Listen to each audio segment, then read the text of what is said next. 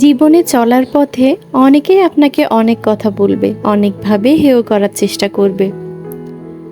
অনেকেই বলবে তোর দ্বারা কিচ্ছু হবে না, এগুলা যে করিস এতে কোনো লাভ নাই, কি হবে এসব করে। আমি বলবো এসব কথাগুলোকে আপনি একদম মন থেকে ঝেড়ে ফেলুন। কারণ কি জানেন, যারা আপনাকে বলে যে আপনার দ্বারা কখনো কিচ্ছু হবে না, আসলে তাদের দ্বারাই কখনো কিছু হয়নি বলেই তারা আপনাকে এমন কথা বলে।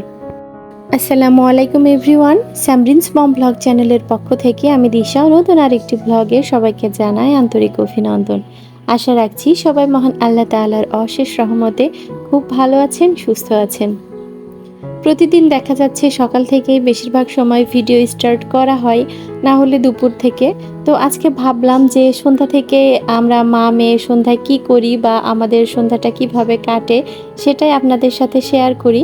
ছোট্ট একটা ব্লগ নিয়ে এলাম, আশা রাখছি আপনাদের ভালো লাগবে।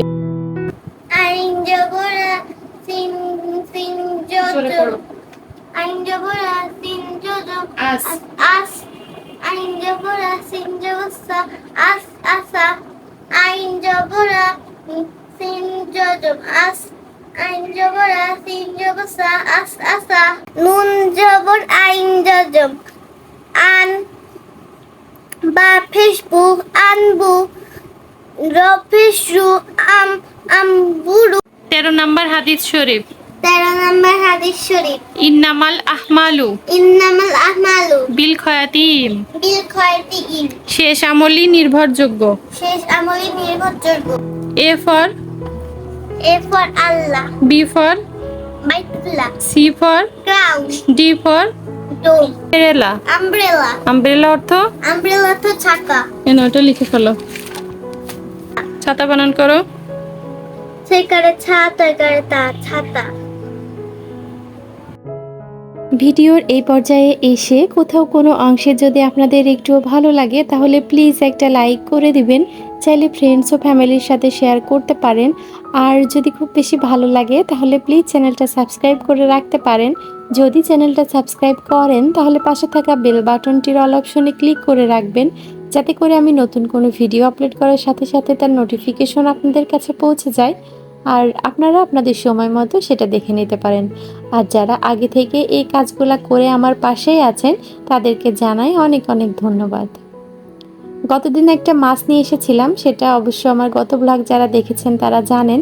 তো মাছটা রাখার পর ওনা কালকে সারাদিন খুব একটা বেশি অ্যাক্টিভিটিস দেখায়নি, একদম নেতিয়ে পড়েছিল। আমি তো টেনশানে ছিলাম যে হয়তো বা ও মারা যাবে আর বেঁচে থাকবে না, কিন্তু আল্লাহর রহমতে এই তো সুস্থ স্বাভাবিকই আছে। আসলে হঠাৎ করে এক জায়গা থেকে আরেক জায়গায় শিফট হয়েছে, তো যার কারণে হয়তো বা একটু আনইজি লাগছিল। এটা হওয়াটাই স্বাভাবিক। আর এই যে এখন দেখেন কেমন পাগলার মতো ছোটাছুটি করছে, মূলত ক্যামেরা ওর কাছে নিয়ে গেলেই আর কি ও এগুলা শুরু করছে। এরপর এখন এই তো আমি রাতের জন্য রান্না করে নিচ্ছি। দুপুরে মাত্র একটা তরকারি রান্না করেছিলাম, ওটা শেষ হয়ে গেছে, তাই রাতের জন্য রান্না করা লাগছে। এখানে আমি বুটের ডাল আধা ঘন্টা মতো পানিতে ভিজিয়ে রেখেছিলাম, এখন প্রেসার কুকারে রান্না করে নিব। প্রথমে বুটের ডালটা দিয়ে দিলাম, তারপর এখানে কাঁচামরিচ ফালি করে কাটা, সেই সাথে রসুন আর পেঁয়াজ কুচি দিয়ে দিয়েছি, তারপর তেজপাতা, এলাচ, জিরা এগুলাও দিয়ে দিয়েছি। এরপর এখন এখানে দিয়ে দিচ্ছি পরিমাণ মতো লবণ, পরিমাণ মতো হলুদ, সেই সাথে এখানে এখন দিচ্ছি পরিমাণ মতো সয়াবিন তেল। এরপর সবশেষে আমি এখানে দিয়ে দিচ্ছি আদা বাটা। সব কিছু যখন দেওয়া হয়ে যাবে তখন এটা খিচুড়ি যেভাবে আমরা মিশিয়ে রান্না করি, তো ওইভাবে আর কি একটু হাত দিয়ে ভালো করে মিশিয়ে নিতে হবে। তারপর এখানে পরিমাণ মতো পানি দিয়ে দিচ্ছি। আমি একটু আস্তে আস্তে রাখবো, একদম গলিয়ে ফেলবো না।